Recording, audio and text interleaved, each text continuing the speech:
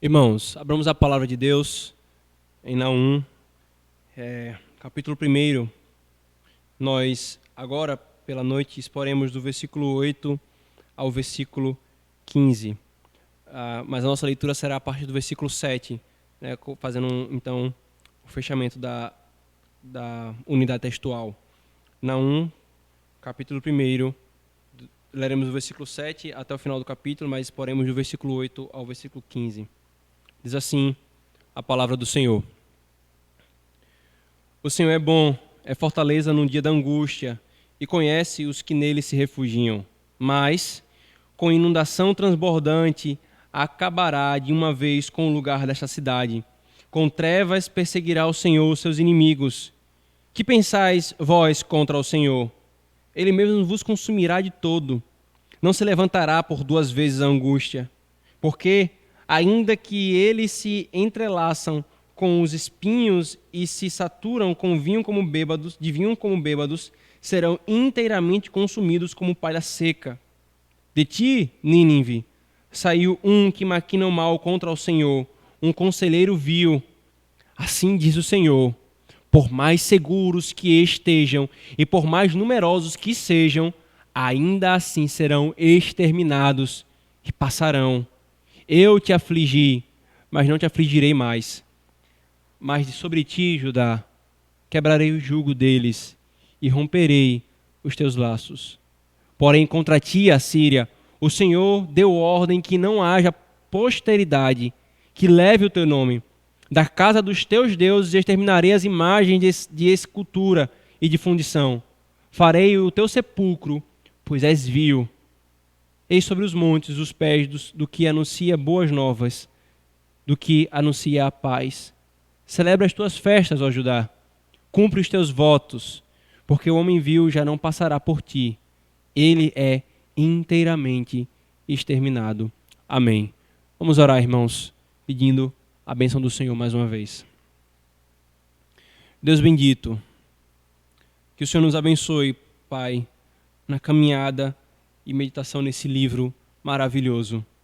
Que nosso coração seja consolado e fortalecido pelo Senhor, e nós odiemos mais o pecado. E antes de tudo isso, Senhor, nós amemos mais ao Teu Filho e a glória dEle.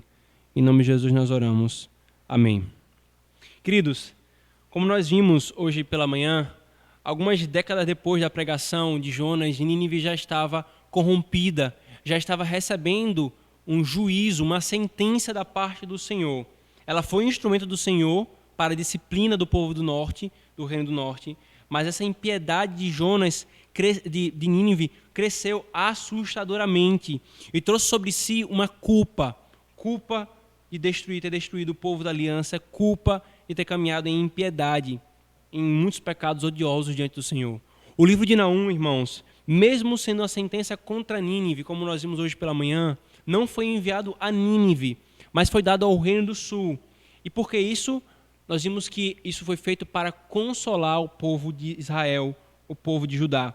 O nome Naum, irmãos, como nós vimos, é consolo, conforto. Por quê, irmãos?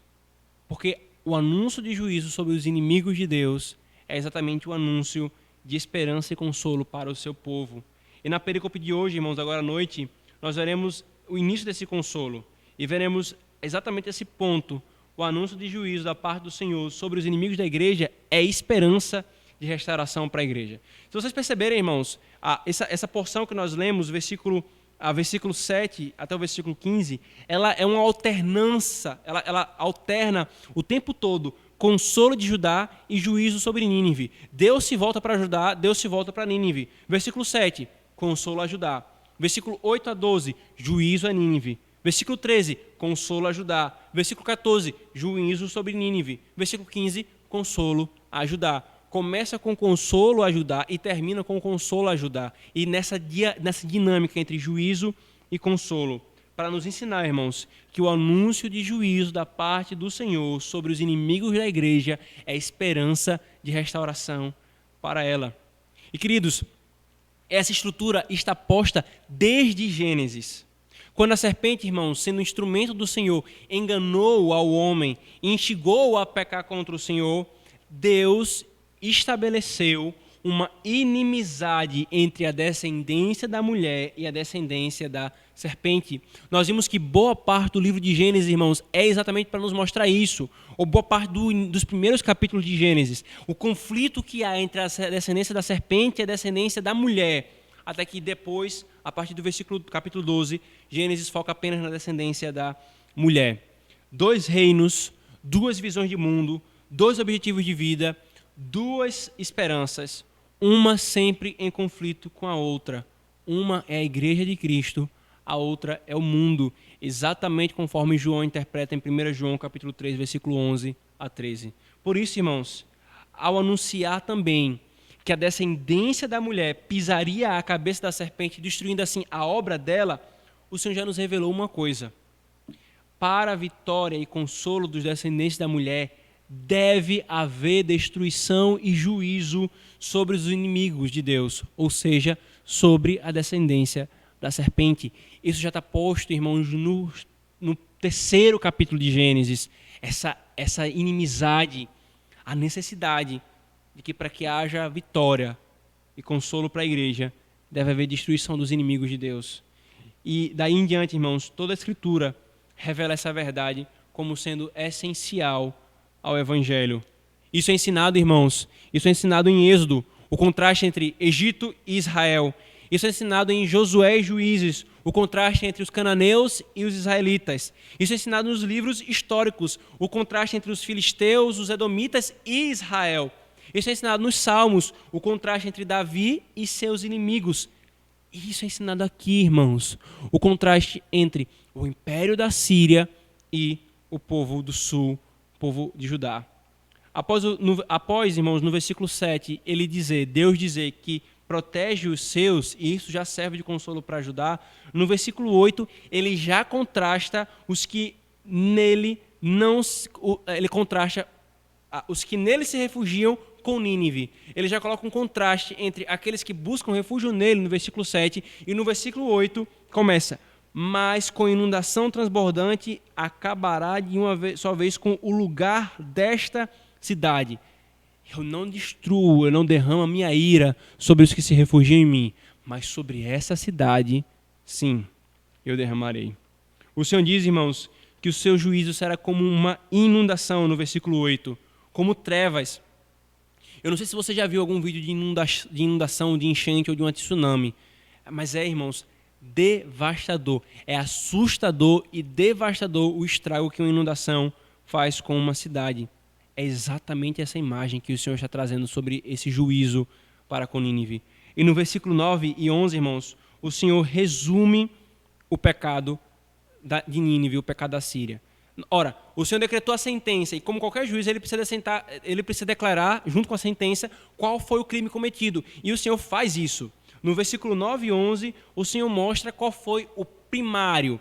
É o primeiro pecado que ele pontua aqui, de outros pecados que ele vai pontuar, e nós veremos isso nas próximas exposições. Mas o primário pecado, veja o versículo 9. Que pensais vós contra o Senhor? Ou como outras versões traduzem, vocês planejaram o mal contra mim. Vocês pensam mal acerca de mim. Vocês planejaram mal contra mim. Como eles planejaram mal contra o Senhor, irmãos? Porque eles planejaram mal contra o seu povo. Quem se levanta contra o povo de Deus, se levanta contra o próprio Deus. Quem se levanta contra Deus, se levanta contra o seu próprio povo. Mas não apenas essa relação, irmãos. Se nós vermos, por favor, você puder abrir ou acompanhar a leitura, segundo o livro de Reis, capítulo 18, nós temos exatamente a narrativa em que a Síria, o rei da Síria, tenta invadir o reino do sul, o reino de Judá. E veja o que eles falam ao povo de Israel enquanto eles tentam fazer isso. Veja exatamente eles planejando mal contra o Senhor aqui, ao que o Senhor faz referência. Versículo 18, capítulo 18, versículo 19. Rabsaque lhe disse: dizei a Ezequias, que era o rei aquele momento de Judá, assim diz o sumo rei, o rei da Síria, que confiança é essa em que te estribas? Bem posso dizer-te que teu conselho e poder para a guerra não passam de vãs palavras. E em quem, pois, agora confias para que te rebeles contra mim?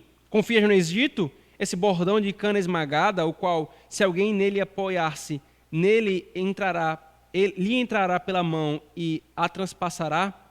Assim é Faraó, rei do Egito, para com todos os que nele confiam. Mas, se me dizeis, confiamos no Senhor nosso Deus, não é esse aquele cujos altares e altos Ezequias removeu, dizendo a Judá e a Jerusalém, perante este altares adorareis em Jerusalém? Ora, pois empenha-te com meu senhor, rei da Síria, e dar-te-ei 2.000 cavalos, se de tua parte achares cavaleiros para montar.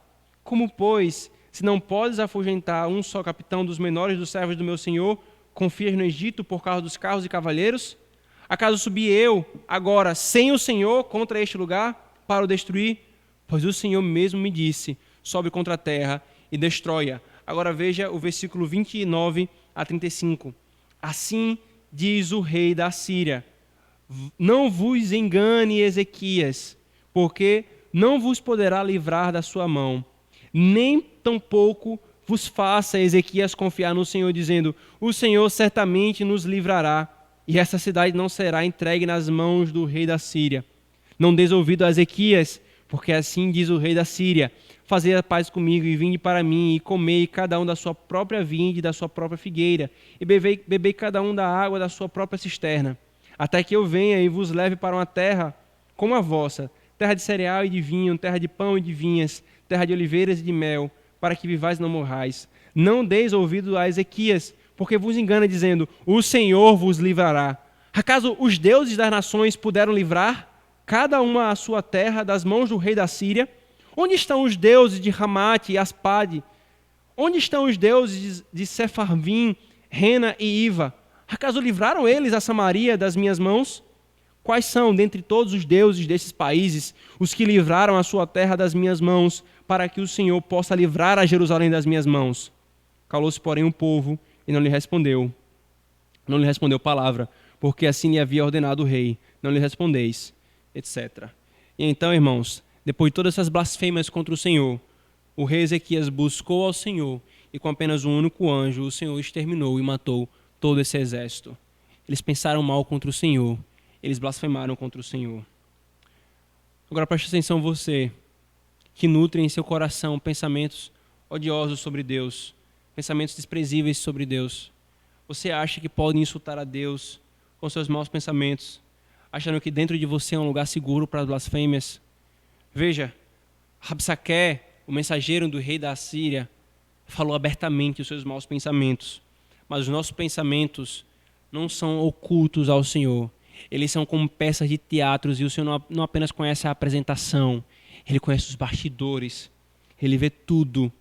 Ele derrama juízo sobre tais coisas. Um homem pode ser externamente justo, no sentido de uma moral ilibada diante dos outros homens. Os homens podem falar assim, eis aí um homem que é um bom cidadão. Mas se o seu coração não se entrega a Cristo em uma fé genuína, ele pensa mal contra o Senhor, porque ele não crê no testemunho do Senhor. Ou ele pode blasfemar contra o Senhor em seu coração, sendo um ateu que quer buscar a moral, mas despreza o Senhor. O Senhor vê o coração dos homens. E ele usou exatamente disso para acusar Nínive, acusar a Síria. E novamente, irmãos, no versículo 9, 10 e 12, o Senhor traz mais uma imagem de juízo para que Judá saiba o que Deus fará com os seus inimigos.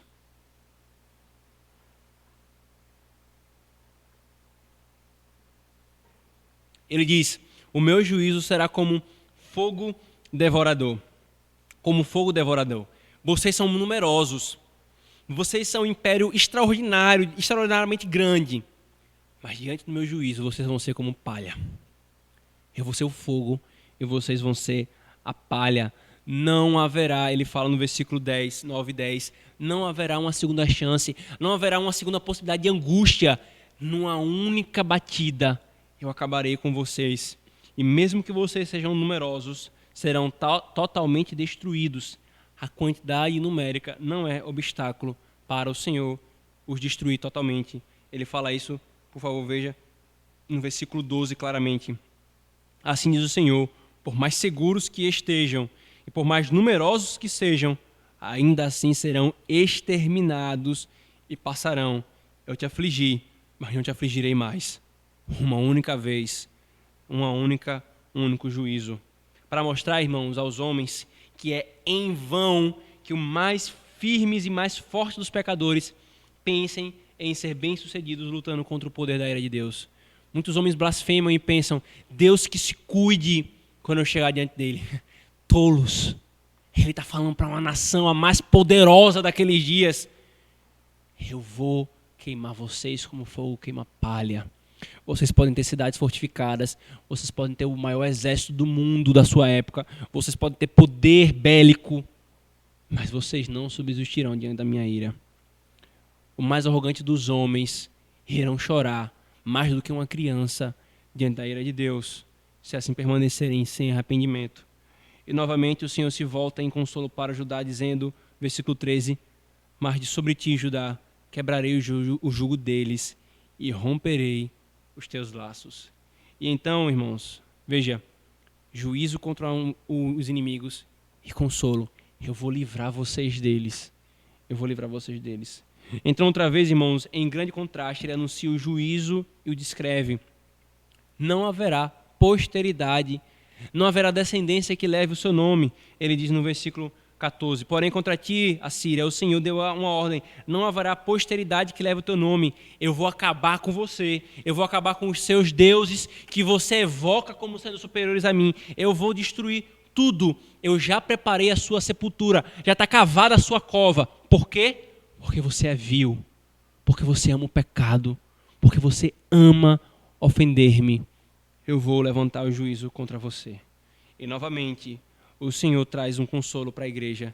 Eis sobre os montes os pés do que, versículo 15, do que anuncia boas novas, do que anuncia a paz. Celebra as tuas festas, ó Judá, cumpre os teus votos, porque o homem vil já não passará por ti. Ele é inteiramente exterminado. Irmãos, sobre o poder e a tirania da Síria, só havia mais notícias trazidas pelos mensageiros. Mas a destruição dos inimigos da igreja são novas, são boas novas, são novas de paz, são e fazem parte do Evangelho, ao ponto de ser falado a mesma alusão, a mesma estrutura textual do que Paulo cita em Romanos capítulo 10. Conformosos são os pés daqueles que anunciam as boas novas e vão pelos montes, reis ao pé dos montes, os pés daqueles que anunciam a boa nova. As boas novas. E então ele fala, o Senhor ordena, por causa disso, celebra a igreja. Celebra Judá. E, irmãos, a igreja celebrará eternamente quando os seus inimigos forem destruídos.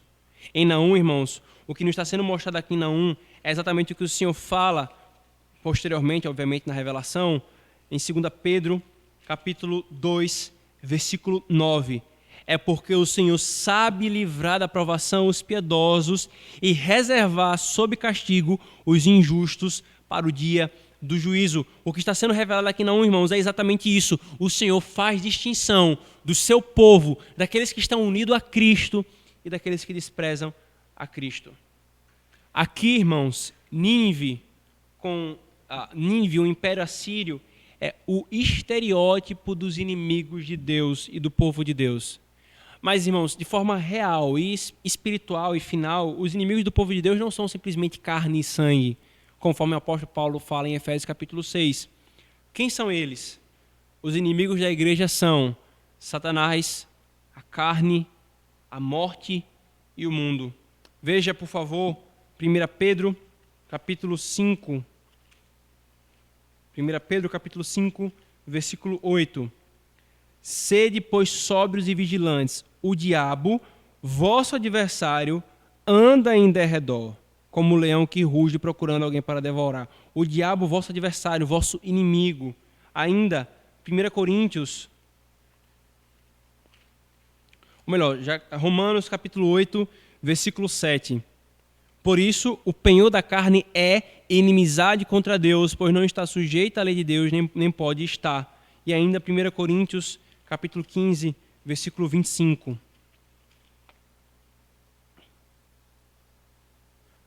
Porque convém que ele reine até que haja posto todos os inimigos debaixo dos seus pés. E agora o versículo 26, o último inimigo a ser destruído é a morte.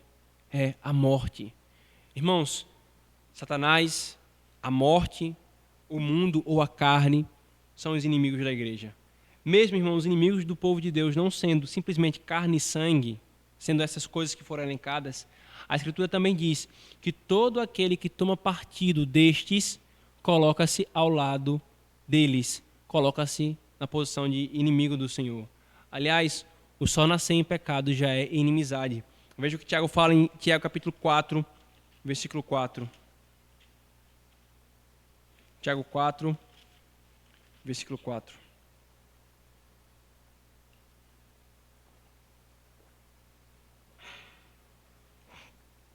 Infiéis, não compreendeis que a amizade do mundo, ou com o mundo, é inimizade com Deus?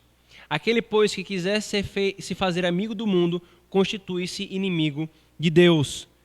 O mundo é inimigo do povo de Deus e o inimigo de Deus.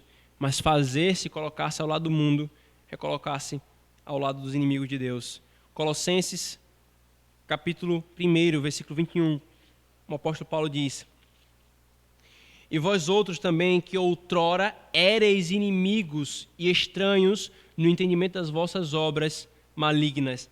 Vocês nasceram em pecado e eram inimigos de Deus. Irmãos, é importante vermos isso, entendermos o porquê desse ponto do ensino do Senhor, o porquê do Senhor ser tão recorrente, de que a destruição dos seus inimigos e a destruição dos inimigos da igreja é vitória para a igreja. Por que isso é importantíssimo, irmãos? Por que tem um livro que exalta e ressalta de forma profunda isso, e ele não é o único.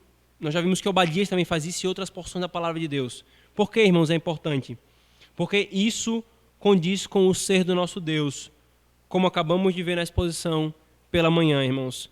Deus é benevolente e misericordioso e tardio em irar-se com os que se refugiam nele. Agora, aos que se levantam contra ele, o Senhor reserva juízo. O Senhor reserva juízo. É o que ele fala no Salmo 2. Os reis e os príncipes do mundo se rebelam contra o Senhor e contra o seu ungido, dizendo: nós vamos romper os seus laços e sacudir para longe de nós as suas algemas. O homem ímpio e o mundo vê a lei do Senhor, vê o Senhor como uma algema. Aí o texto fala: mas do seu santo monte o Senhor rir-se deles. Ele fala: ouçam-me, porque quando eu me levantar, quando eu me irar, vocês não vão escapar. Beijem o meu filho, para que isso não inflame a minha ira. E mais, irmãos, a Escritura também nos mostra que se é inimigo de Deus, é inimigo da igreja e vice-versa. No Salmo, por favor, veja o Salmo 139, versículo 21. Salmo 139, versículo 21.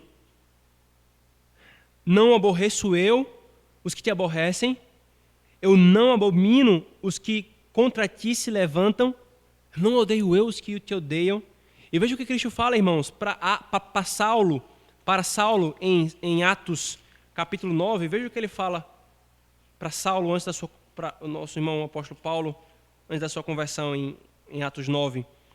Seguindo ele, estrada fora, ao aproximar-se de Damasco, subitamente uma luz do céu brilhou ao seu redor, e caindo por terra ouviu uma voz que dizia: Saulo, Saulo, por que me persegues? Por que me persegues? Mas sabe o que é interessante, irmãos? O tempo todo, o capítulo 8, que descreve a perseguição do apóstolo Paulo, não é dito em nenhum momento que ele perseguia ao Senhor. Veja, versículo 3, Saulo, porém, assolava a igreja, entrando pelas casas e arrastando homens e mulheres, encerrava-os no cárcere. Ele perseguia a igreja. Mas o Senhor fala: aquele que persegue a minha igreja, me persegue. É por isso que o Senhor pode falar para Saulo: Saulo, Saulo, porque tu me persegues, estás perseguindo a minha igreja. Perseguir a minha igreja é me perseguir. Porque o ponto aqui, irmãos, é que pelo pacto e pela nossa união espiritual e mística com Cristo, quem nos persegue, persegue-o. Quem persegue-o, nos persegue. Quem odeia o nosso Senhor, nos odeia. Quem odeia o nosso marido, nos odeia. E quem nos odeia, a sua noiva, rodeia o nosso noivo. Rodeia o nosso noivo. E segundo, irmãos, por que isso é importante? Porque muitos têm feito do evangelho não uma mensagem de paz, mas de pacifismo e algo esquisitamente efeminado. Esses irmãos normalmente veem Jesus como um militante da paz e do amor, à la John Lennon, ou os hippies da década de 60 e 70. São exatamente os que transformam Jesus à sua imagem e semelhança. Não estão dispostos a se conformarem a ele, mas a fazer com que ele se conforme à sua ideologia, à sua visão de mundo. Mas também, irmãos, isso é visto não necessariamente sendo escancaradamente heterodoxo. E a ótima ilustração disso foi exatamente o que aconteceu no Carnaval, lá no Rio de Janeiro, na avenida lá do desfile do Carnaval, representando Jesus, a imagem deles, não o Cristo verdadeiro. Mas isso não precisa ser tão heterodoxo assim para vermos isso, irmãos. Há os que, por exemplo, por essa mesma concepção pacifista e efeminada, acham inadmissível cantar os salmos. Pois muitos falam dessa vingança do Senhor. Muitos falam sobre Cristo como rei se levantando para defender a sua igreja. Ele veio como um cordeiro manso e humilde na sua primeira vinda, mas ele prometeu que voltaria como um rei glorioso para tomar a vingança do seu povo. E muitos olham para os salmos e falam: nós não podemos cantar os salmos porque eles falam sobre vingança, sobre a ira do Senhor.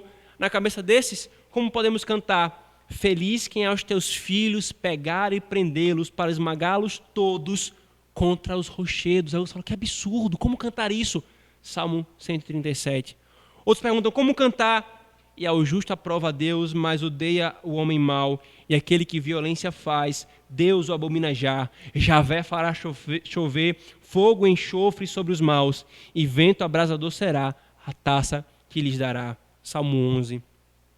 Como podem cantar, esses pensam, como podemos cantar? Levanta-te, ó Deus, e vem me salvar.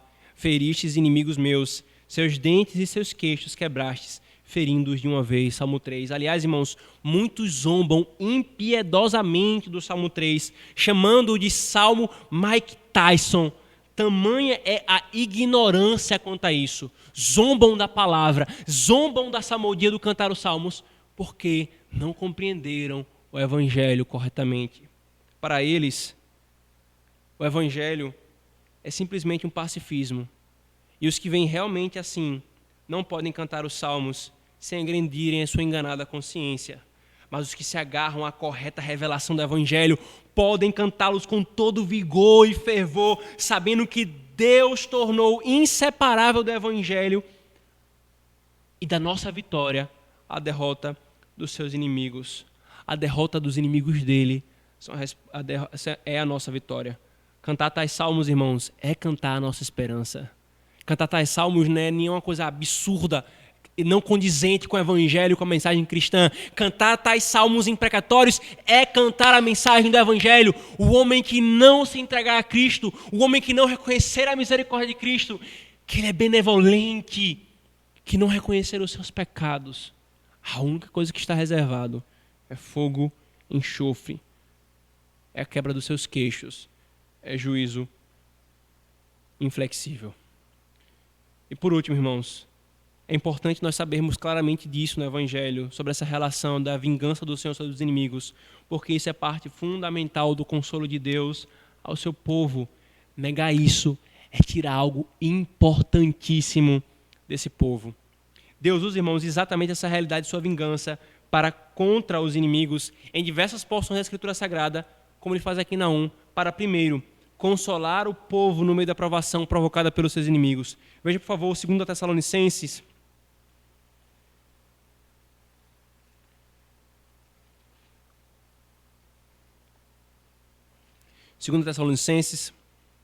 Capítulo 1, versículo 4 a 10. A tal ponto que nós mesmos nos gloriamos de vós nas igrejas de Cristo, à vista da constância de vós, à vista da constância e fé em todas as vossas perseguições e nas tribulações que suportais, sinal evidente do reto juízo de Deus, para que sejais considerados dignos do reino de Deus, pelo qual com efeito estáis sofrendo. Se de fato é justo para com Deus que ele dê em paga tribulação aos que vos atribulam, e a vós outros que sois atribulados, alívio juntamente conosco, quando do céu se manifestar o Senhor Jesus com os anjos do seu poder, em chama de fogo, tomando vingança contra os que não conhecem a Deus e contra os que não obedecem ao evangelho de nosso Senhor Jesus Cristo. Estes sofrerão penalidade de eterna destruição, banidos da face do Senhor e da glória do seu poder, quando vier para ser glorificado nos seus santos e ser admirado em todos os que creram naquele dia, porquanto foi criado entre vós o nosso testemunho. O Senhor fala isso, irmãos, para consolar a igreja, também para dar-lhe consolo e esperança no meio da injustiça. Veja, por favor, 2 Pedro, capítulo 3, 2, perdão, 2 Pedro, capítulo 2, versículo 13. Recebendo injustiça por salário da injustiça que praticam, considerando como prazer a sua luxúria. Perdão, irmãos, é 1 Pedro. 1 Pedro.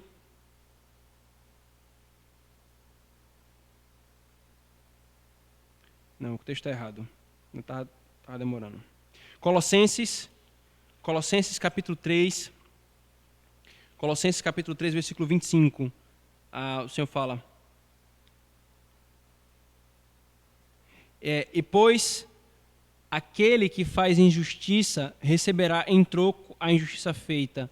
E nisto não há acepções de pessoas. O Senhor faz isso, irmãos, para dar esperança ao seu povo no meio da injustiça. E por último, para livrar o seu povo do desejo de vingança. Por que o Senhor atrela ao evangelho o fato de ele destruir os seus inimigos? Para evitar o seu povo que sejam consumidos pelo desejo de vingança. Conforme ele fala em Romanos capítulo 12, versículos 17 a 21, ele diz: não torneis a ninguém mal por mal, esforçai-vos por fazer o bem perante todos os homens. Se possível, quanto depender de vós, tende paz com todos os homens. Não vos vinguei a vós mesmos, amados, mas dai lugar à ira, porque está escrito: a mim pertence a vingança, eu é que retribuirei, diz o Senhor. Pelo contrário, se teu inimigo tiver fome, dá-lhe de comer, se tiver sede, dá-lhe de beber, porque fazendo isto, amontoarás brasas vivas sobre a sua cabeça. Não te deixes vencer do mal, mas vence o mal com o bem. Por isso, irmãos, eu repito e advirto, qualquer um que diminuir ou negar esse aspecto do evangelho revelado aqui em Naum, de que consolo para a igreja é a destruição dos inimigos, e isso é inseparável uma coisa da outra. Qualquer um que diminuir ou negar esse aspecto do evangelho revelado aqui na ataca o próprio evangelho e nos tira boa parte da base do nosso consolo. A destruição dos inimigos da igreja, irmãos, é salvação para a igreja. O mesmo poder que é exercido para o terror e destruição dos ímpios é empregado para salvar e livrar a igreja.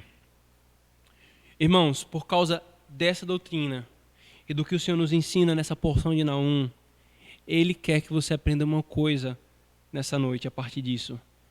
Se você foi injustiçado ou injustiçada, maltratado ou maltratada, abusado ou abusada, saiba que o Senhor não deixará impune. A justiça dos homens pode falhar, e isso pode passar sem ter devida paga, mas diante do Senhor não passará. Não passará. Por isso, meu irmão e minha irmã, resista à vingança quando alguém lhe fizer o mal, mesmo que a pessoa mereça. E a questão não é que ela não mereça isso. A questão também aqui não é, irmãos, a necessidade de tribunais entre os homens. Não é esse o ponto. Mas era o fazer justiça com as nossas próprias mãos. Não nos cabe executá-la. Não nos cabe executar juízo contra os inimigos, porque o Senhor promete que fará isso no último dia.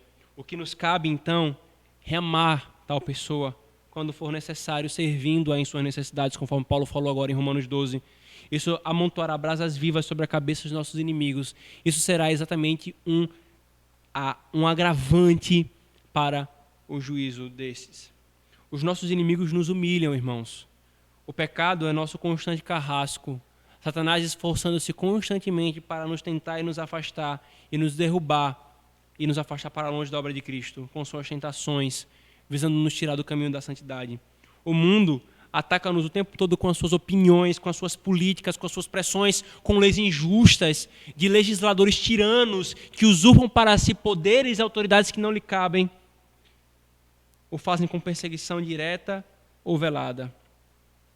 Mas o Senhor livrará o seu povo e dará a justa paga.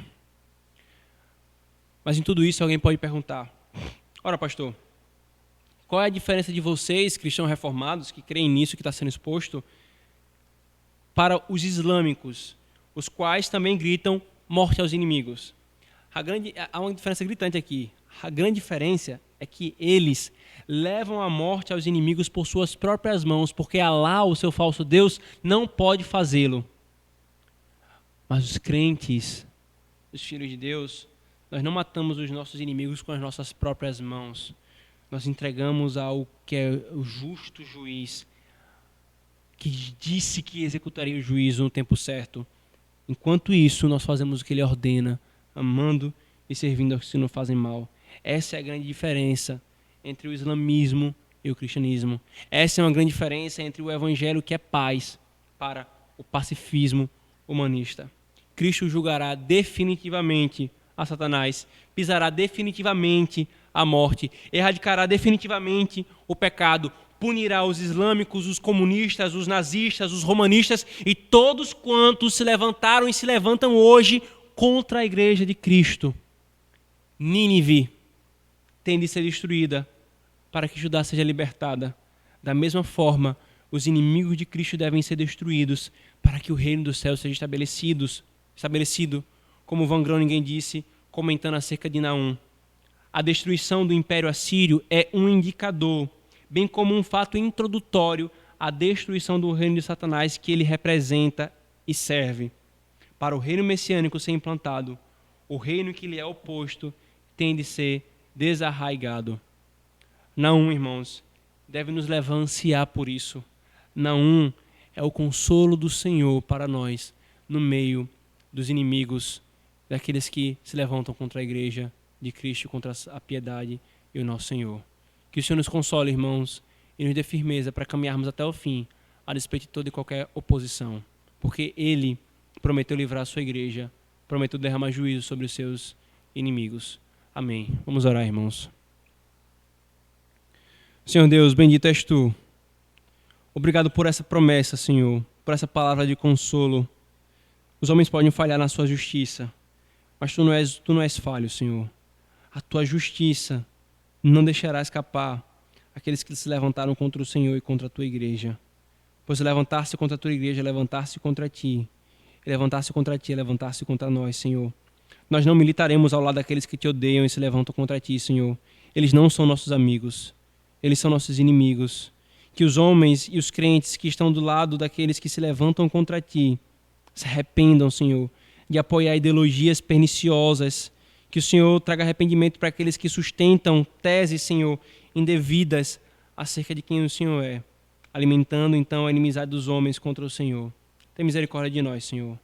Nós oramos assim em nome de Jesus. Amém.